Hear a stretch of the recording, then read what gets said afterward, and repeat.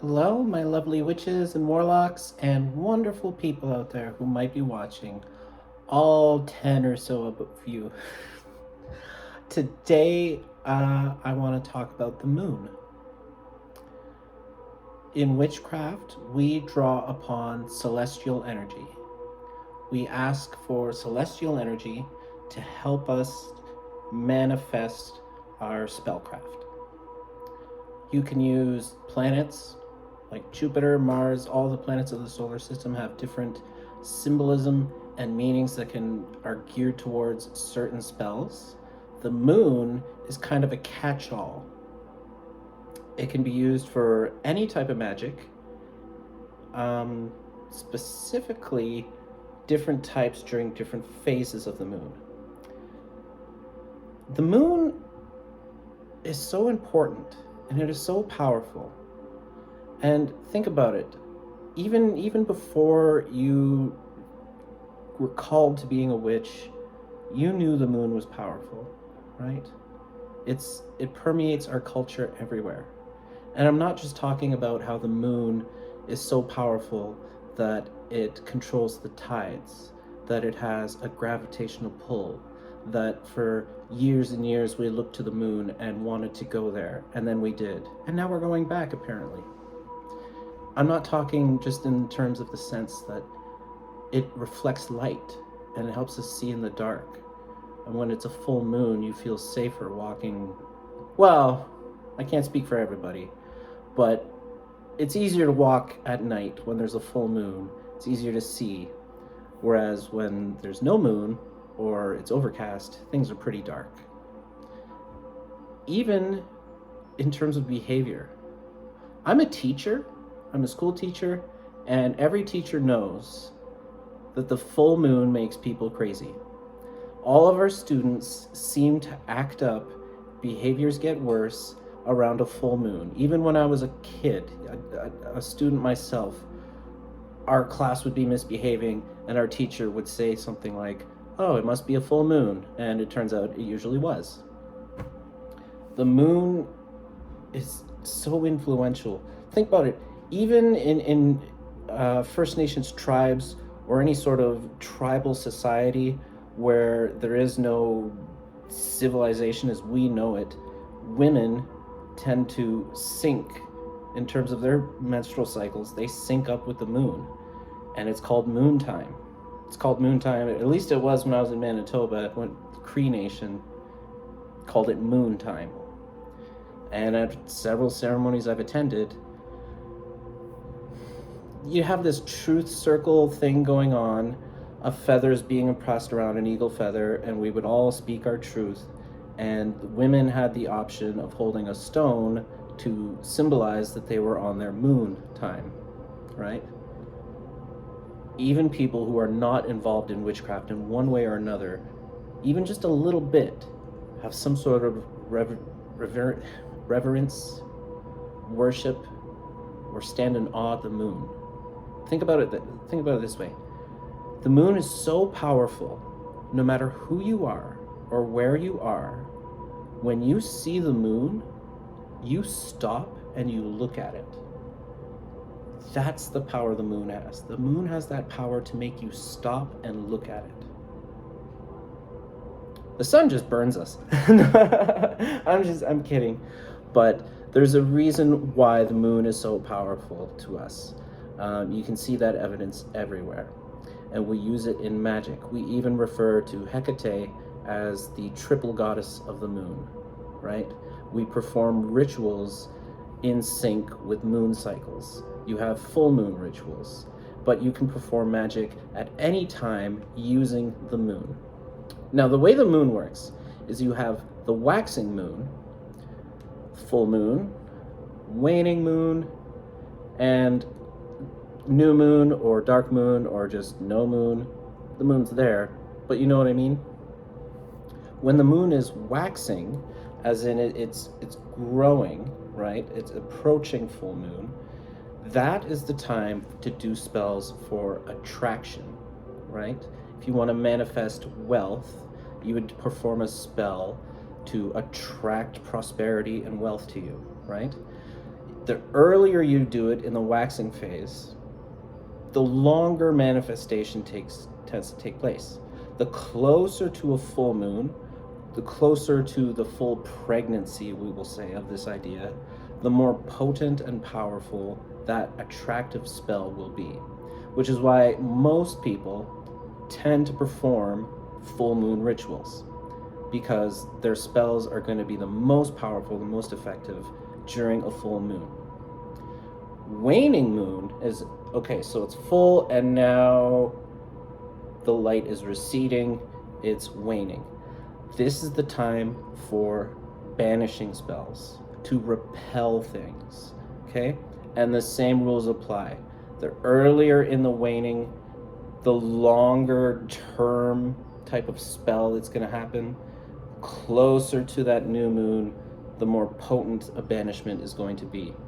You can even have a dark moon, which I seem to find some disagreement about what a dark moon is. You Google it, it says it happens every few years. Some people call the new moon the dark moon, but it works in tandem with the full moon in terms of your banishment. It's going to be most powerful around that time. So, now that you have a basic understanding of how to incorporate the moon schedule into your spellcraft, what do you do if you want to perform an attraction spell when it's waning? What do you do if you want to perform a banishment and it's just beginning to wax? Do you have to wait for the moon to be at the right fullness for you to perform your spell? A lot of witches tend to do that. I'm here to tell you, you don't have to. You can hack the moon. Not literally, I just thought that would be a cool way to say it. If you want to perform an attraction of some sort, you want to attract something to you when the moon is waning, what you do is simply reword your intention to fit under a banishment spell that will result in the same desired outcome that you want. And the same goes for if the moon is waning or if the moon is waxing and you want to banish something. A person is really bothering you in life and you want to banish them, and you're sitting there afraid that you have to wait for the right time in the lunar cycle. You can reword your intention to achieve the same desired outcome, but you just turn it into some sort of attraction, right, in your wording. So, for example, you want money. It's always money, isn't it? You want some wealth, and it's during a waning moon, and you want to attract wealth. So how do you perform a spell to attract wealth during a waning moon? Let's reword it so it's a banishing spell. So instead of saying something like wealth flows to me, prosperity flows to me, I attract wealth, I attract prosperity, instead of saying it like that, how about perform a banishing spell? Like, I remove the barriers to my, I remove the barriers preventing my wealth, right? I remove the barriers to my prosperity. Same outcome is in mind, the same image you have is in mind, but you're tailoring your spellcraft with the lunar cycle. Let's say the moon is waxing, as in it's ripe for attracting things, and you want to banish something, right? You want to banish the stress in your life, but the moon is waxing. So what you would do is tailor your spellcraft, your intention, word it so that it is an attraction spell that will result in the same outcome, right? So you want to banish stress. I attract peace, right? You want to banish someone who's bothering you. Same thing. You would word it in a way that attracts that same outcome, right? Like, I attract peaceful interactions with those around me. However you want to word it, however it suits your spellcraft, whether you perform a long written incantation, whether you perform a short and simple, whether it's just a sigil, right? Reword it so that it matches the lunar cycle. What happens if you perform an attraction spell during a waning moon? Is the spell still going to work? It might, but it's kind of like, the way it was explained to me, it's trying to paddle against the current. Use those currents to your advantage, right? Harness the wind by putting up a sail, right? So you want to go this way, the current's pushing against you, but you want to get there, use the current to get there, okay? Don't fight against it, use the current. So, is there anything else I need to explain about moon magic methods, or how to hack the moon? I feel like my videos are so much longer than this, but there wasn't much to say, but what I did have to say is actually pretty important, and it's kind of a rookie mistake. In your encounters, and a lot of books will even tell you that you have to wait for a certain time to perform this spell or that spell. Wait, this is a full moon spell, this is a waxing moon spell. It doesn't have to be. You can perform any spell to get a desired outcome. You just have to tailor, you have to reword it to suit the currents, right? Don't fight against them. You want love. You want to attract love in your life. Think about, if you're in a waning moon, banishing qualities about yourself that are preventing you from attracting love. Think about banishing barriers. I mean, the more, I use the word barriers as a catch-all term, but the more specific you can be in that instance, the better. So,